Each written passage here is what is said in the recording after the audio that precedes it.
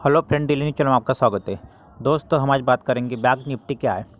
दोस्तों, bank Nifty Bharat के 12 सबसे बड़े और भरोसेमंद बैंकों का एक इंडेक्स है, जिसको देखकर हम पता लगा सकते हैं कि आज बैंकिंग सेक्टर कितना ऊपर है और कितना नीचे।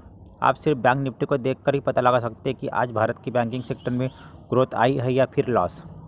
दोस्तों, आज बैंक निफ्टी का ज़्यादातर उपयोग इंट्राडे ट्रेडिंग, एक ही दिन में होने वाले ट्रेडिंग में किया जाता है, जिसमें उसी दिन शेयर को खरीदा या बेचा जा सकता है।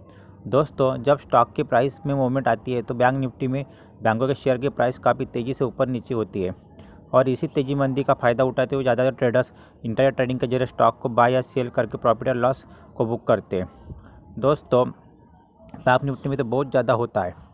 दोस्तों, बैंक निफ्टी में ट्रेडिंग के जरिए पैसा कमाने में फ़ायदा नुकसान कुछ भी हो सकता है। यह आपके रिस्क मैनेजमेंट पर डिपेंड करता है, इसलिए आपको सही ट्रेडिंग स्ट्रैटेजी को पहले सीखना चाहिए, तभी आप बैंक निफ्टी में ट्रेडिंग करके अच्छा पैसा कमा सकते हैं। दोस्तों, अब देखेंगे बैंक निफ्टी की शुरुआत कब हुई थी।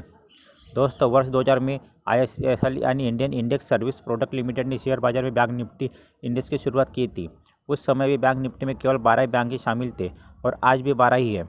दोस्तों, बैंक निफ्टी को बनाने के पीछे मकसद था कि भारत के बैंकिंग सेक्टर को आगे बढ़ाना और बैंकिंग सेक्टर में भारतीय शेयर बाजार की स्थिति को मजबूत करना, इसलिए बैंक निफ्टी इंडेक्स को स्टॉक मार्केट में लाया गया।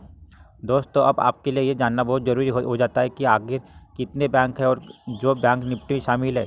अब आगे हम आपको ये भी बताने वाले कि बैंक निफ्टी में शामिल 12 बैंकों के नाम क्या हैं। दोस्तों, अब देखेंगे बैंक निफ्टी में कौन कौन से बैंक आते हैं। दोस्तों, वैसे तो इंडिया में बहुत सारे बड़ी बड़ी बैंक हैं, लेकिन बैंक निफ्टी के अंदर सबसे अधिक मार्केट कैपिटलाइजेशन और वॉल्यूम वाले 12 बैंक आते हैं, जिनके नाम रैंकिंग के हिसाब से नीचे बताए गए हैं। दोस्तों, number 1 HDFC Bank, ICICI Bank, Axis Bank, State Bank of India, Kotak Mahindra Bank, IndusInd Bank, Bandhan Bank, Federal Bank, IDFC First Bank, RBL Bank, Bank of Baroda, Punjab National Bank. इन्हीं 12 बैंकों को बैंक निफ्टी के अंदर शामिल किया गया है, और इन्हीं को देखकर हम यह पता लगा सकते हैं कि आज बैंकिंग सेक्टर कितना ऊपर जा रहा है और कितना नीचे। दोस्तों, ये सभी बैंक भारत के सबसे बड़े बैंकों की लिस्ट में आते हैं, क्योंकि बैंक निफ्टी में शामिल होने के लिए बैंकों के पास अच्छी खासी पूंजी, कैपिटल और वॉल्यूम होनी चाहिए। दोस्तों, आप देखेंगे बैंक निफ्टी को क्यों बनाया गया है।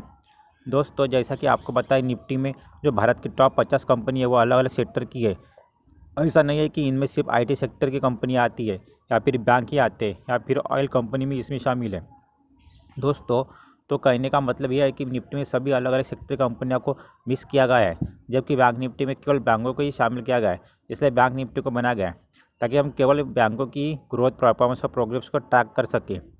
दोस्तों, बैंक निफ्टी की तरह ही अलग अलग इंडेक्स बनाए गए हैं, जैसे कि IT industry, oil industry, health industry और फाइनेंस इंडस्ट्री इंडेक्स के अलावा बहुत सारे अलग अलग इंडेक्स बनाए गए हैं, जिनसे हम किसी भी एक पर्टिकुलर इंडस्ट्री को अकेले ट्रैक करके उस पर नज़र रख सकते हैं। और उन्हीं में से एक बैंक निफ्टी, जिससे हम सिर्फ और सिर्फ बैंकिंग सेक्टर के बारे में सब कुछ जान सकते हैं। दोस्तों, आप देखेंगे बैंक निफ्टी में किन बैंकों को लिया जाता है। दोस्तों, आप कुछ लोगों के मन में सवाल होगा कि बैंक निफ्टी में किस आधार पर बैंकों को लिया जाता है, आखिर कौन कौन से बैंक को बैंक निफ्टी के इंडेक्स चुन जाता है। यह कैसे पता चलेगा कि कोई भी बैंक निफ्टी में शामिल हो सकता है। क्या बैंक निफ्टी में आने वाले सभी बैंक भरोसेमंद होते हैं, या फिर बैंक निफ्टी में शामिल होने के लिए किसी बैंक को कोई खास क्राइटेरिया पूरा करना पड़ता है। क्या कोई जुगाड़ लगाकर कोई भी बैंक निफ्टी में इंडेक्स जगह ले सकता है। दोस्तों, जिस तरह से निफ्टी में इंडिया की टॉप सबसे स्ट्रांग कंपनियां जिनका कैलकुलेशन लिक्विडिटी पर आधारित होता है, इनका कैलकुलेशन 6 मंथ या फ्लोट एडजस्टमेंट मार्केट कैपिटलाइजेशन देखकर किया जाता है। दोस्तों, इसके लिए रिक्वायरमेंट होती है कि कंपनी का एक इंडियन कंपनी होना चाहिए, कंपनी की ब्रांच, हेड ऑफिस और पूरा एस्टेब्लिशमेंट इंडिया में होना चाहिए। दोस्तों, इसके साथ ही जन बैंकों का हाईएस्ट मार्केट कैपिटलाइजेशन होता है, वही बैंक निफ्टी के अंदर आते हैं, यानी कि जिस बैंक का मार्केट कैपिटलाइजेशन ज़्यादा होगा वह बैंक निफ्टी इंडेक्स में उतना ऊपर पर होगा। दोस्तों, इसके अलावा बैंक के क्या रेट है सेंसेक्स और निफ्टी में, उसका क्या वेटेज परसेंटेज है मार्केट में, वह भी देखा जाता है। जैसे कि HDFC बैंक का उसका वेटेज परसेंट 10.6% है निफ्टी की टॉप 50 कंपनियों में, और ये बैंक निफ्टी इंडेक्स में नंबर 1 पर आता है। इसी तरह ICICI बैंक का वेट परसेंटेज 5.2% है, और कोटक महिंद्रा बैंक का वेट परसेंटेज 4.59% है। और इन सब क्राइटेरिया को देखने के बाद ही किसी भी बैंक को बैंक निफ्टी इंडेक्स में शामिल किया जाता है। दोस्तों, आप देखेंगे बैंक निफ्टी में ट्रेडिंग कैसे करते हैं। दोस्तों, बैंक निफ्टी में आप 2 तरह से ट्रेडिंग करना काफ़ी पॉपुलर है। पहला ऑप्शन ट्रेडिंग और दूसरा फ्यूचर ट्रेडिंग। इन दोनों में से शेयर के प्राइस को पहले ही प्रेडिक्ट करना पड़ता है। इसके अलावा हमने इसमें इंट्राडे ट्रेडिंग भी की जाती है। दोस्तों, जिसमें आप बैंक के स्टॉक्स के ऊपर नीचे जाने पर उसी दिन शेयर मार्केट बंद होने से पहले खरीदते बेचते। बैंक निफ्टी में ट्रेडिंग करने से पहले आपको लॉट साइज़ के बारे में पता होना चाहिए, जिसकी जानकारी दी है।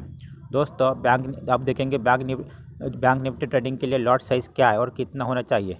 दोस्तों बैंक निफ्टी में ट्रेडिंग करने के लिए आपको स्टॉक्स को लॉट साइज़ के हिसाब से खरीदना पड़ता है। जैसे कि एक लॉट में अभी फ़िलहाल 25 स्टॉक्स आते हैं, तो बैंक निफ्टी में आप एक लॉट कम नहीं खरीद सकते। यानी कि अगर आपको कोई भी स्टॉक खरीदना है तो आपको 25 स्टॉक को खरीदना ही पड़ेगा। दोस्तों अगर आप चाहे कि आप बाकी स्टॉक की तरह जितना चाहे उतना शेयर खरीद ले, तो आप बैंक निफ्टी में इसी तरह नहीं खरीद सकते। दोस्तों बैंक निफ्टी फ्यूचर और ऑप्शन दोनों में लॉट साइज बराबर होते हैं। ज़्यादातर लोग फ्यूचर ट्रेडिंग की तुलना में ऑप्शन में ट्रेडिंग करना ज़्यादा पसंद करते हैं, क्योंकि फ्यूचर ट्रेडिंग में हाई रिस्क होता है, क्योंकि उसमें प्राइस का मूवमेंट काफ़ी तेज़ी से होता है। दोस्तों इसका एक फ़ायदा भी है कि अगर आपका शेयर 10% बढ़ता है तो आपको सीधा 250 का फ़ायदा हो जाता है, क्योंकि आपने एक लॉट यानी 25 शेयर खरीदा है। दोस्तों अगर मेरा वीडियो अच्छा लगा होगा तो प्लीज़ लाइक सब्सक्राइब शेयर कीजिए। मिलते हैं अगले वीडियो, तब तक धन्यवाद।